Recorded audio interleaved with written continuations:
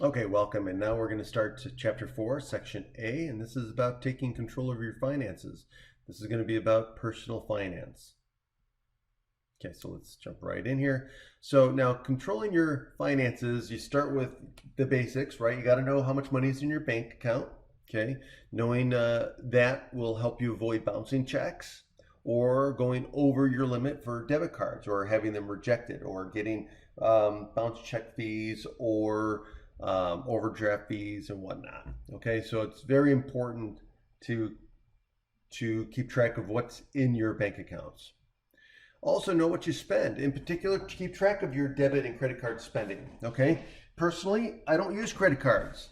Okay, very, very rarely will I ever use a credit card. Okay, pay cash. Okay, debit cards are just as safe nowadays than your credit card or as your credit card. So keep track of your expenses. This also involves budgeting. So that's what we're talking about here is budgeting your money.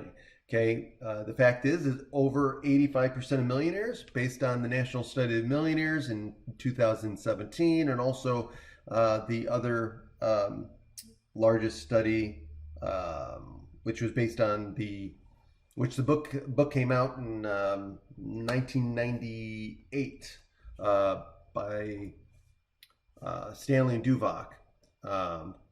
The book, based on their research, was the Millionaire Next Door, and then the book that came out in 2018, based on the most recent study, was the Everyday Millionaire. But they also talk about budgeting. Okay, so now don't buy on impulse. Okay, think first. Buy only if you need it or if the purchase makes sense, right? So don't buy an impulse. Okay, focus on needs rather than wants, right? If it's something that you want, there's nothing wrong with buying something you want. Just make sure that it's something you can afford, okay? And make sure that it fits in the budget, okay? Again, wants and needs. If it's a want, you might want to save up for it. If it's a need, then yeah, you'll have to figure out some way to do it and just make sure you can afford it and it's part of the budget. And right here, make a budget and then don't overspend it. Very, very important. Okay, let's look at credit card spending. So Cassidy has recently begun keeping her spending under better control, but she still can't fully pay off her credit card. She maintains an average monthly balance of about $1,100, and her card charges a 24% annual interest rate, which it bills at a rate of 2% a month, right? So that you just take the 24% and divide it over the 12 months. So how much is she spending on credit card interest? So to find out the interest, we take the monthly amount, right? And so she's getting charged, and let's assume that she's not spending any more money on the credit card and that she's her average balance is not changing. So that she would be paying she would be paying 2% each month. Okay. So we just take the 2%. So we multiply 1,100 by 0.02. And we find that she's spending $22 or being charged $22 each month for interest. Now, if we multiply that $22 by 12, then we find out that she's paying about $264 a year in credit card interest. Okay, approximately.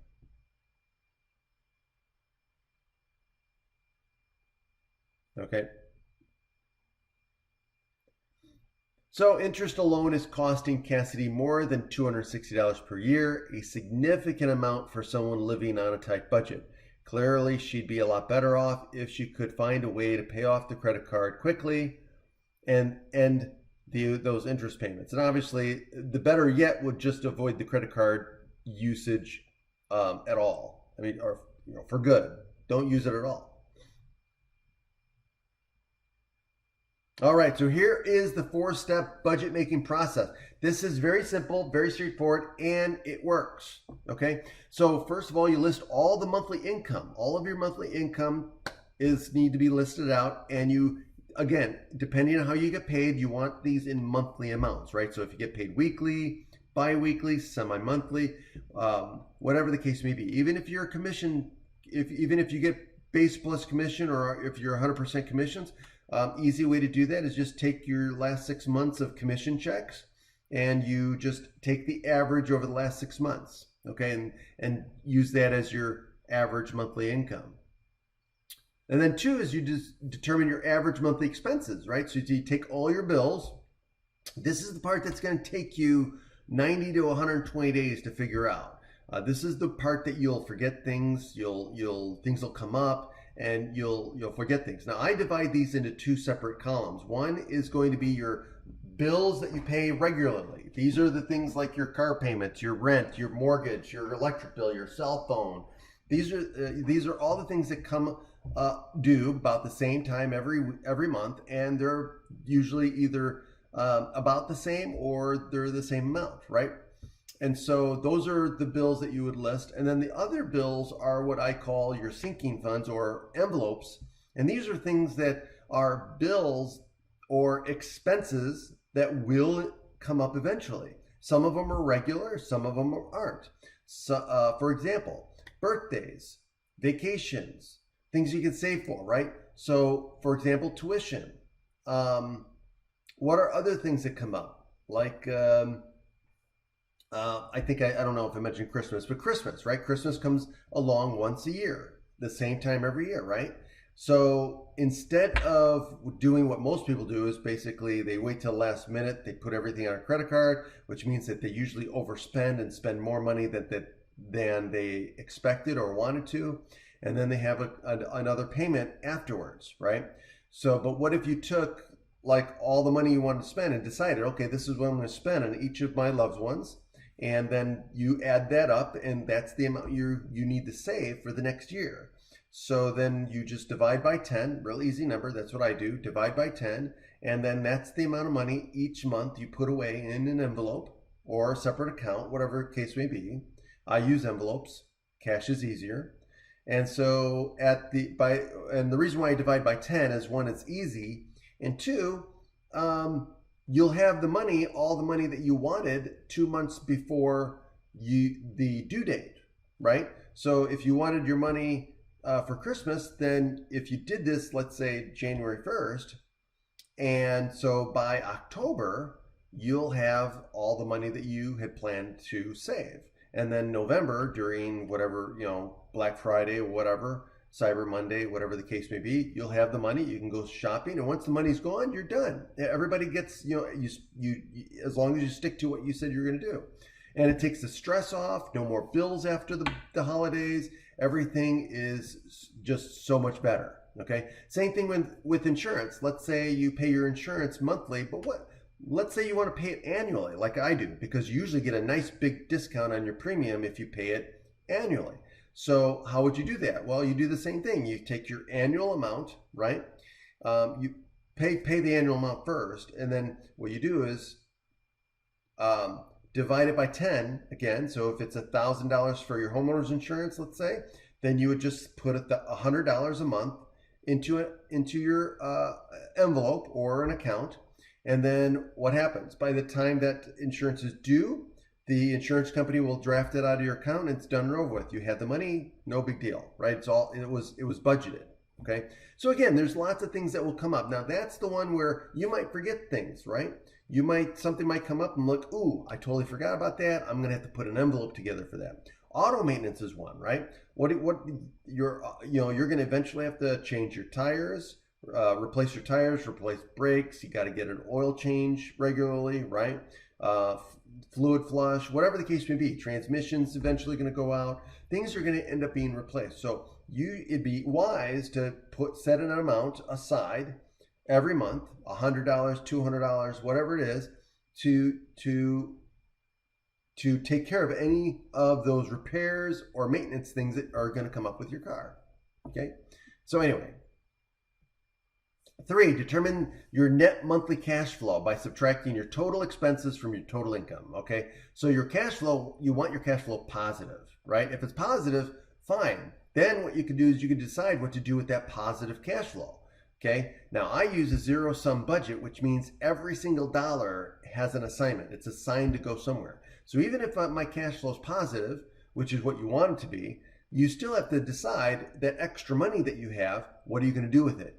Remember, every dollar has to go somewhere.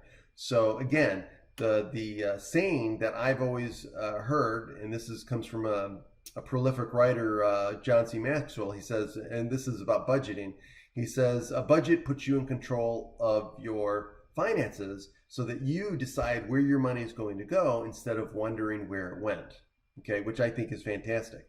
So when with the positive cash flow, you still have to decide where are you going to spend this money? Are you going to pay off debt with it? Are you going to save more? Are you going to give some to charity? Are you going to spend some of it?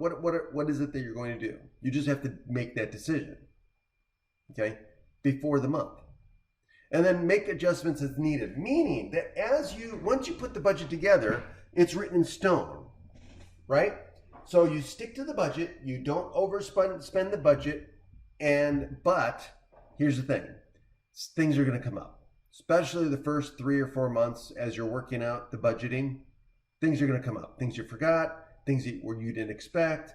And so what you're going to need to do is you're going to make adjustments in the budget, which means you have to go to the budget and decide, okay, how am I going to adjust the budget so that everything zeroes out still, right? Every dollar still goes somewhere. I'm not overspending it, but I've got to make adjustments somewhere to account for this new expenditure. Let's say there's a medical bill that came in that you forgot about. So let's say you'll have to go to the budget and say, okay, where can I take money from? Where can I adjust money and tweak it a little bit so that way I can make a payment to this medical bill, okay? Remember, once, be a little bit flexible in that regard, but once you get it all worked out again and you've got a payment for this medical bill, then you basically, boom, you're done, you're back on track, and again, don't overspend it. All right, let's look at an example here. In addition to your monthly expenses, you have the following college expenses that you pay twice a year. $3,500 for tuition each semester, $750 in student fees each semester, and $800 for textbooks each semester. And how should you handle these expenses in computing your monthly budget? Okay, so first of all, let's assume that you're only going 2 semesters a year, right? You're not taking any summer courses. Okay, so let's look at what we're going to do. We're going to add these amount because we're doing 2 semesters. So we want to do a whole year. Okay, so we're going to double all of these values. So we're going to take the amount of money that you spend on tuition, student fees, and textbooks each semester and double them, right? So twice a year you pay that. So your total is going to be about $10,100, or it will be $10,100 according to this example. And then what do? You're going to divide that over 12 months. Right? Because you want to get a monthly amount. So you take the $10,100, divide it over 12 months, and this is the monthly amount that you need to have in your budget going towards these things, even over the summer, right? So even if you don't take any class over the summer, this is the amount that you need to budget for, okay? So that way you're staying on top of your expenses.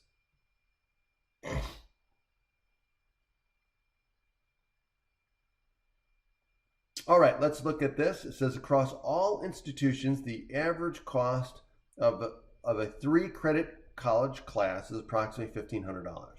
Suppose that between class time, commute time, and study time, the average class requires 10 hours per week of your time. Okay? Assuming that you could have had a job paying $10 per hour, what is the net cost of the class compared to working? Is it a worthwhile expense? So basically this is saying, hey, is the cost of going to college worth it? Okay, because there's an opportunity lost opportunity, right? An opportunity cost, right? There's the thought that, hey, instead of going to school, I could be working and making money during this time, right? So there's lost opportunity there, okay? By deciding to go to college and take classes. Okay, so the question is what is that lost opportunity? What's the amount of that lost opportunity? And is it worth losing that money to go to college? Okay, so let's look at that. All right, so the typical college semester lasts 14 weeks. Okay, so again, it's usually 16 weeks, but let's go with it because the spring break and whatnot, Christmas, whatever the case may be. So let's say 14 weeks. So your lost work wages for the time that you spend in the class will come to the following. So each semester is 14 weeks. You could have been working 10 hours a week instead of the time that you spent in the class, those 14 weeks. And you could have been making $10 per hour, and that should be an R, not an E. Okay. Now, if you look at the unit analysis right here, so we cross off the weeks, right? Weeks cancel, hours cancel, and we're end up with dollars. So the total amount lost during those 14 weeks that I could have been making money is $1,400. Now, don't forget, it cost us money for the class. So for the class, it was $1,500. So if we add the cost of the class, which is again more money out of our pocket, the total cost, if you think about it, is $2,900. Not only did it cost me money for the class, but I also lost money in a sense because I couldn't work, right, during that time. Now, is it still worth it? And the answer, if you think about what you're going to college for, and again, what we know from statistics, educational statistics, that the average graduate with a bachelor's degree is going to make $1 million or more over the course of their career. Again, depending on what field they go into and other factors. Okay, but that is a valid statistic that comes up in a lot of educational data. So again, is it worth it? Yeah, it's worth the, again, this is just one class, right? Added up over a course of 4 or 5 years, right? And by the way, even better, if you're working part-time and you're going to school part-time and it takes a little bit longer, it's okay, because you also have to consider the debt, right? If you take out student loans, that's another thing you have to pay back, okay? So anyway, is it worth it? Probably, right? If you're making over $1 million. Now, keep in mind, in the trades, you can make 6 figures a year in the trades. Carpentry, plumbing, electricians. There are a lot of trades that earn 6 figures. In fact, it's if you work at it, it's very easy to make 6 figures without a college degree. Again, it depends on what you want to do. I have friends that love plumbing. They own their own plumbing business. They just love working with their hands. I know mechanics the same way. So it just depends on what your talents are, your skills are, and what you want to do with those. And again, it depends on what you go into. But anyway, I digress. The point is it can be definitely worth your while to get a college degree. Let's see here. All right, insurance costs. Let's talk about insurance. The premium of an insurance policy. The premium is the amount you pay to purchase the policy. So premiums are often what?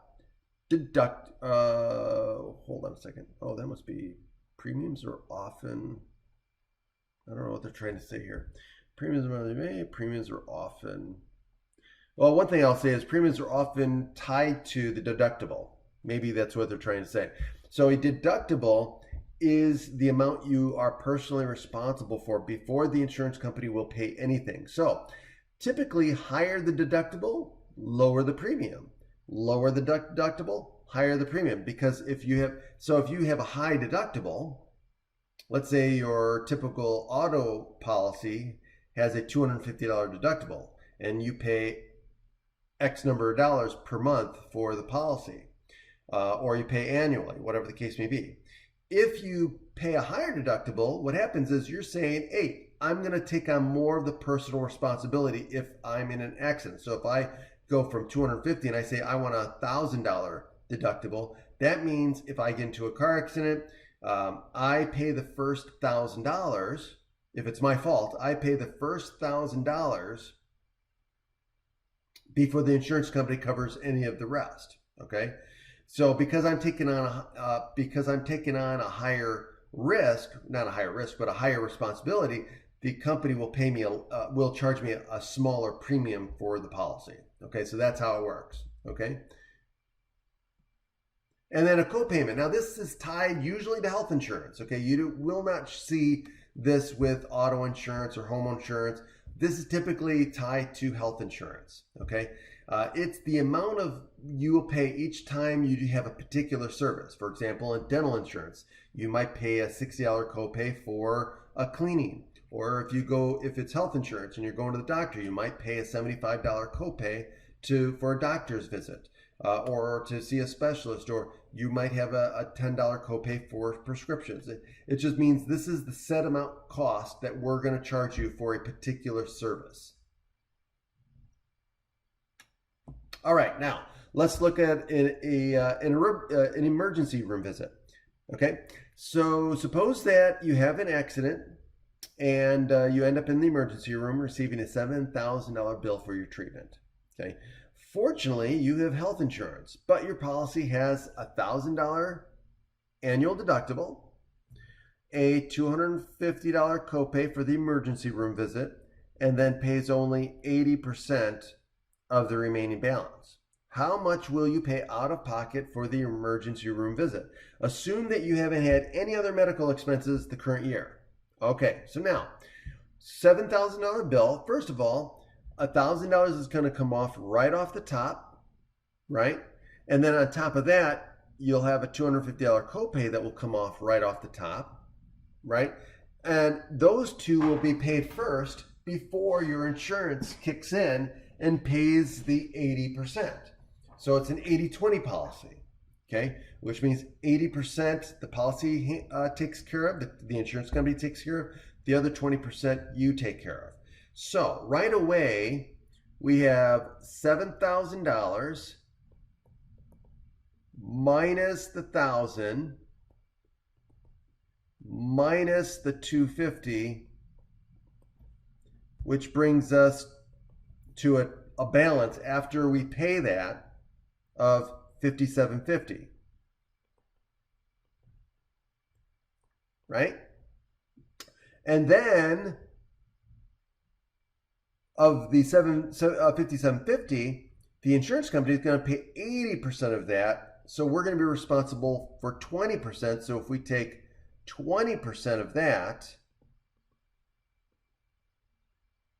right, that'll be what? That'll be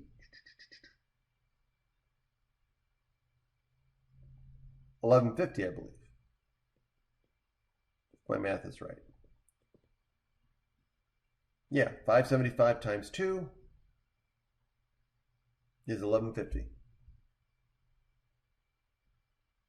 All right, so let's see how well I did.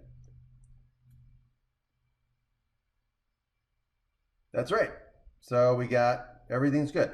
So $1,150.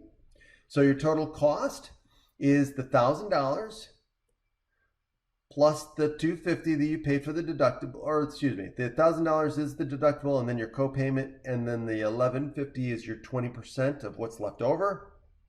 And so the total amount out of pocket for your emergency room visit will be $2,400, but that's a lot better than $7,000. All right, now what we want to do is we want to base our financial goals on solid understanding. So we want to find a way to make your budget allow for savings, okay? Most millionaires, if you read the statistics, most millionaires save 15 to 20% of their annual income, which is a lot higher than the average general population, okay? So you've got to find a way in your budget to save money. Saving money is the first way to start your trek down toward financial independence, towards being a millionaire, being financially